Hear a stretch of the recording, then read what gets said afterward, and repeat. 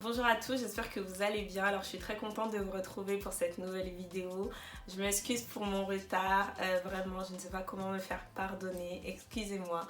Alors aujourd'hui je reviens pour une nouvelle vidéo parce que j'ai vu que ma vidéo sur mes études et mon parcours en cabinet d'avocat vous a intéressé. Et je me suis dit je vais leur raconter le début parce que je vous ai parlé d'analyse Keating, voilà je suis là, tout ça. Mais je vous ai pas dit que c'était dur et je pense que ça peut en motiver plus d'un, donc voilà pourquoi je fais cette vidéo aujourd'hui.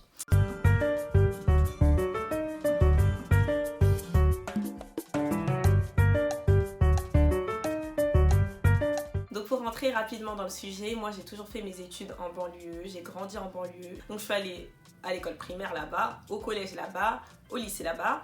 Et voilà, ça s'est toujours assez bien passé, j'avais pas vraiment de difficultés au niveau de mes études. Donc ça c'était en primaire, j'avais que des verts. Au collège c'était très bien et au lycée ça allait aussi. Et ma première difficulté ça a été au moment de l'orientation parce qu'il y a beaucoup de choses que je voulais faire. Maï elle voulait vraiment tout faire, je regardais un peu trop Grey's Anatomy donc je voulais être chirurgienne viscérale. Après je regardais mentaliste donc je me suis dit mais c'est peut-être un métier ça tu vois et tout. Après je regardais comment ça s'appelle, Drop Dead Diva et du coup je me suis dit mais je vais trop être avocate. En fait moi c'était juste pour comment elle s'habillait et tout, je me suis dit mais ça a l'air cool et tout tu vois. Et je voulais être maîtresse donc je savais pas trop quoi faire et vous savez au bac c'est le moment de l'orientation et je suis partie voir la fameuse conseillère d'orientation. Et là, moi j'étais toute contente et tout, je me suis dit c'est sûr elle va m'aider, elle va me trouver un bon truc et tout. Donc je viens la voir, je lui dis madame, moi j'aime bien aider les gens, qu'est-ce que vous me conseillez et tout. Et vraiment ce qui m'a trop peinée c'est qu'elle s'en foutait de mon cas en fait, tu vois, elle s'est pas dit oh, je veux vraiment aider cette petite fille, elle a l'air sympa et tout, nan. Elle m'a dit franchement, c'était quoi? Assistante médicale, secrétaire médicale. Secrétaire médicale c'est très bien, tu vas voir et tout, nan. Et moi en fait quand je suis déçue je parle plus, c'est-à-dire je l'écoutais mais sans l'écouter je me suis dit vas-y tu t'es attardé 5 minutes sur mon cas, moi je t'ai dit que je voulais faire un truc, j'étais pleine d'ambition et tout. Et en fait elle m'a cassée dans mon délire, tu vois, c'était la première mauvaise expérience que j'avais avec les études supérieures, c'est que je me suis dit mais attends, nous on est là, on lui dit qu'on a des projets, qu'on a envie de faire un truc et tout, mais personne ne se soucie vraiment de ton cas. Donc après ça j'avais un prof principal que j'aimais trop et lui m'a dit mais Maëlys pourquoi tu tentes pas le concours dans une grande école et tout. Moi je lui ai dit mais monsieur vous savez très bien comment les profs ils parlent, tout le temps ils nous disent ouais ne croyez pas que vous êtes bon parmi les moins bons, ici c'est un bac banlieue, vous allez pas vous en sortir, de toute façon on va voir le nom de votre ville sur un CV, vous allez sauter, on va voir votre nom de famille, vous allez sauter, on va voir votre prénom, vous allez sauter. Bref j'ai dit monsieur c'est pas le même monde et tout, là vous me voyez bien et tout mais vas-y c'est mort en gros, je vais pas tenter, j'ai pas les capacités, j'ai pas les épaules tu vois. Et après il m'a dit vas-y tente et tout. Je me suis dit d'un côté Maï, si tu tentes et que t'en parles à personne, dans tous les cas tu t'en fous. Si t'as raté tu t'en fous parce que personne saura. Donc j'ai dit vas-y monsieur je vais tenter parce qu'en vrai je me suis dit je vais faire ça en soum soum, tu vois, je me hachème pas et tout, si ça marche pas personne saura. Donc voilà, j'ai tenté le concours et finalement j'ai été prise. Et c'est là où ça devient intéressant, donc je vous dis j'ai été prise dans une grande école, je vais pas dire le nom, c'est une école sur Paris. Et en fait là, vous voyez le film Neuilly sa mère. Si vous avez regardé Neuilly sa mère, je vous jure, j'avais vraiment l'impression que c'était l'histoire de ma vie ce truc. C'est-à-dire que c'était même plus Neuilly sa mère, c'était vraiment quand je regardais ce film. Après, avec du recul, je me dis, mais en fait, Maï dans l'école des bobos, Maï qui ne sait pas comment on l'a parachuté ici. Et il faut savoir que cette année a été horrible pour plusieurs raisons. Alors déjà, pour la première raison, c'est que c'était un monde que je connaissais pas. C'est-à-dire que moi, j'ai toujours eu l'habitude d'être avec des gens qui me ressemblent. Vous voyez, je suis noire. Et en banlieue, j'ai jamais été la minorité visible. J'ai toujours été à l'aise, en famille, avec toutes les ethnies, toutes les communautés, tout ce que tu veux. Mais j'ai jamais compté le nombre de noirs dans une classe, tu vois. Et là, pour la première fois de ma vie, je vous jure, j'étais tellement pas bien. C'est pas que j'avais honte d'être noire ou quoi. Pas du tout. Mais c'est juste, en fait, c'est déconcertant. T'es dans un endroit qui te ressemble pas. Et là, à chaque fois, je rentrais dans la classe et tout, vas-y, je regardais vite fait et tout, j'étais 1, 2, 3, ok, un noir, des arabes, tu vois et tout. Et des fois quand je comptais 1, ça veut dire que j'étais la seule. Je pense que certains ils devaient savoir que j'étais pas du même milieu parce que tu vois, ils osaient pas me parler ou je vois que c'était maladroit, tu vois, ils disaient tout le temps vas-y si je lui parle comment elle va réagir et tout. Des fois ils faisaient des petites discussions mais inutiles juste pour que je leur accorde un peu d'importance pour voir comment je vais réagir, si je suis plutôt malléable, si vas-y je suis pas sociable et tout, alors qu'en vrai en plus je suis pas très sociable mais bon, moi aussi je mettais de l'eau dans mon vin. Donc ça c'était la première chose. La deuxième chose qui m'a marquée c'est que moi je venais d'un endroit en banlieue où j'ai toujours eu l'habitude au lycée et au collège de voir des gens avec de la marque, des gens qui avaient besoin d'être vus, de se montrer. Et donc vous voyez les faux Gucci, les faux Philippe Plein, les faux Louis Vuitton, je crois que ça met... Des fois ils avaient des chaussures, tu te disais mais la chaussure est morte, il faut la changer, c'est temps, elle est KO, lâche-la, c'est bon, merci, elle te remercie, c'est par toi de ta chaussure, tu vois, c'est bon. Et ça m'a marqué parce que moi j'étais vraiment dans un milieu avant où le capital physique il comptait énormément, où comme je dis tout le temps, pour être, les gens ils pensaient qu'il fallait avoir, et si t'avais pas, ben tu te pensais pas dans la place et tout le cœur, parce que franchement j'en ai trop vu, en plus c'était du faux. Et là en fait dans cette école je me disais mais les gens c'est sûr qu'ils vont bien s'habiller, qu'ils vont faire grave attention à leur apparence, Maï viens pas en basket, Maï non non non non non non, alors que les gens la vérité, j'ai vraiment pris du recul sur ça et je me rends compte que les gens les plus aisés ne sont pas forcément ceux qui en font le plus vestimentairement parlant, et je pense bien même que moins t'en as et plus tu veux montrer que t'en as en fait, tu vois, donc voilà.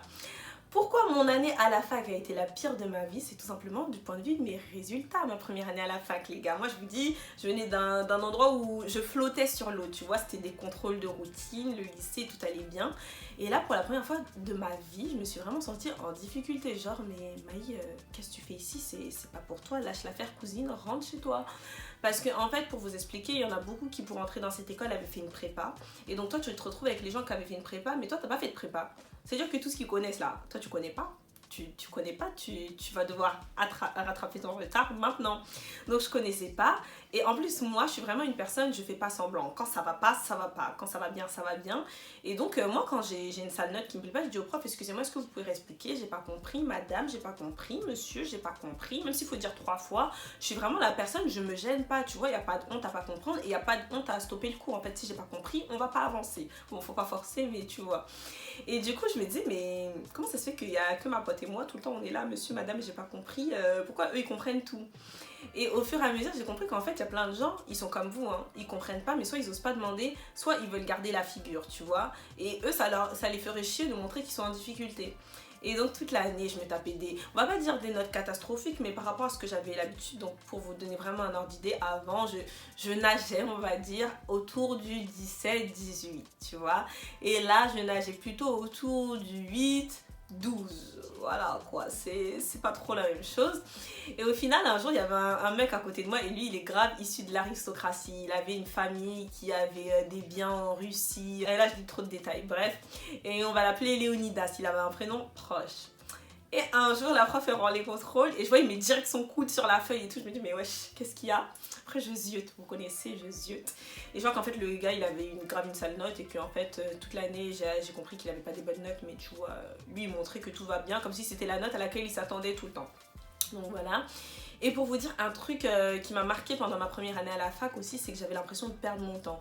Parce que je voyais mes anciens amis du lycée qui snappaient, qui vivaient leur best life, qui allaient je ne sais où, qui allaient au resto, qui allaient au bowling, qui faisaient ci, qui faisaient ça, qui en tout cas qui n'étaient jamais à la bibliothèque bizarrement. Tu vois, je me disais mais Maï, pourquoi quand tu croises les gens, eux ils ont l'air d'être heureux et toi quand on dit que ça va, t'es là oui ça va. Tu veux que je te dise quoi? Bien sûr, je vais dire ça va, oui ça va, mais ça n'allait pas parce que moi les samedis il faut savoir que j'étais en bibliothèque, que la bibliothèque on me connaissait, que j'avais ma place, que je gardais des places pour les copines.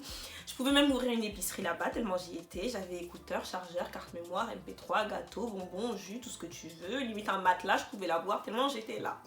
J'étais trop là. Je me disais mais est-ce que c'est une vie ça? Est-ce que tu as fait le bon calcul coût-bénéfice? Parce que je me dis là, tu vas charbonner, tu es là pendant 5 ans normalement. Et encore, parce que moi j'avais vraiment l'impression d'avoir pris une peine de prison, clairement. Je me disais Maï, en fait toi tu t'es lancée dans 5 ans. Et je disais à tout le monde qui était dans les années supérieures à la mienne, mais comment tu le vis? 5 ans pour toi c'est long ou pas? Parce que moi je me vois pas être là dans 5 ans, c'est beaucoup trop long et tout. Et du coup il me disait t'inquiète ça va passer vite. Et au final je me disais mais ton calcul coût-bénéfice il est mauvais parce que là tu donnes tout pour un bénéfice incertain. Tu sais pas si tu vas faire le master que tu veux, tu sais pas si tu vas t'en sortir, tu sais pas si tu vas réussir dans la vie. Mais en tout cas la seule chose qui est sûre c'est que ça te coûte ton temps, ça te coûte ta sérénité, ça te fatigue, ça te met à l'épreuve, ça te fait douter.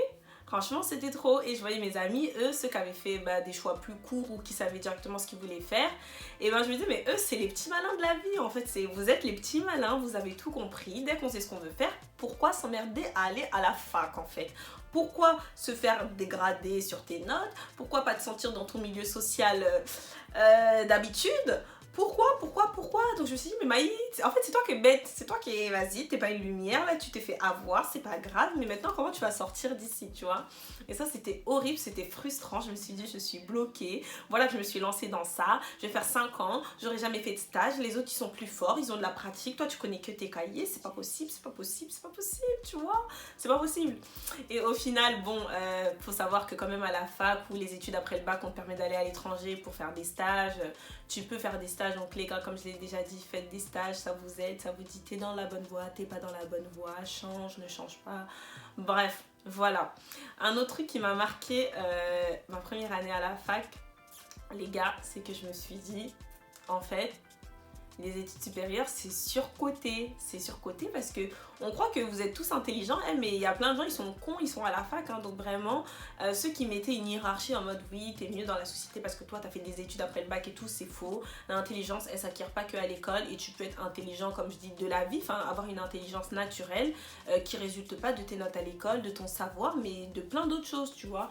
Donc franchement, je me sentais en plus parmi les cons parce que vraiment, il y en a, tu te dis, mais comment lui il est arrivé là en fait. Lui et moi, on peut pas valoir la même chose, tu vois. Je sais que je suis pas conne, mais lui, même s'il est bon scolairement, je le trouve bête. Il y en a, ils avaient des réflexions limitées, des réflexions qui dérangeaient, enfin plein de trucs comme ça. Et ça, tu t'en rends compte à la fac. En plus, le milieu social dans lequel j'étais, il n'était pas facile.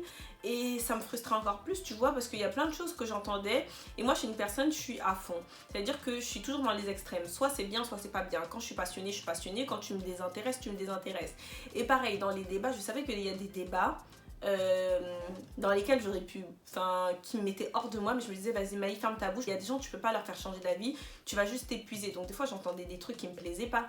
Enfin, il y a eu trop de choses cette année à la fac, n'était pas facile. Et je pense que quand je vous dis elle n'était pas facile, ne vous dites pas elle minore, parce qu'en fait, j'étais vraiment dans une école particulière, donc c'était vraiment pas facile. Et donc, si à la fac vous passez par toutes les mêmes choses, dites-vous que vous allez vous en sortir, que 5 ans ça passe vite, que il se peut que vous ayez des mauvaises notes mais vous n'êtes pas les seuls, il se peut que le milieu il vous mette mal à l'aise au début mais vous vous y ferez. Et voilà, ne réfléchissez pas dans le calcul coût-bénéfice parce que ça vous apportera rien à part de la frustration. Accrochez-vous à vos études, c'est pas grave si vous redoublez, parce que moi je me disais en tout cas si je redouble la première année à la fac, c'est sûr que je ne reviens pas, je pars, je ne vais pas revenir en fait, je peux pas, parce que la fac une année c'est bon, la première année, mais je peux pas refaire la première année 15 fois, c'est trop dur, je dois m'adapter, tu connais, milieu social, difficultés scolaires, trajet, parce qu'en plus je finissais à 21h15, des fois je me tapais 8h, 21h15, ça on le dit pas assez, mais en fait il y avait rien de positif dans cette première année, mais quand tu la passes en fait tu dis vas-y je suis capable, je peux, ça, en fait c'est faisable. Une fois que tu passes ta première année, en gros, il n'y a plus rien qui va te freiner. Et je pense que tous ceux qui ont été à la fac le savent. La première année, c'est la plus dure, donc accrochez-vous. Voilà en fait, hein, c'était vraiment juste pour vous dire que ça n'a pas été facile, mais pour vous montrer que si tu as regardé ma vidéo d'avant et que tu regardes celle maintenant, tu comprends qu'il y a eu une évolution et que l'évolution elle est réservée à tout le monde. C'est pas juste pour certains, c'est faisable et tout. Donc voilà, je suis contente d'avoir fait cette vidéo, je vous remercie de l'avoir regardée jusqu'à la fin. Je sais pas si j'ai parlé trop vite parce que voilà. En tout cas, je vous fais plein de bisous et je vous dis à bientôt. Ciao!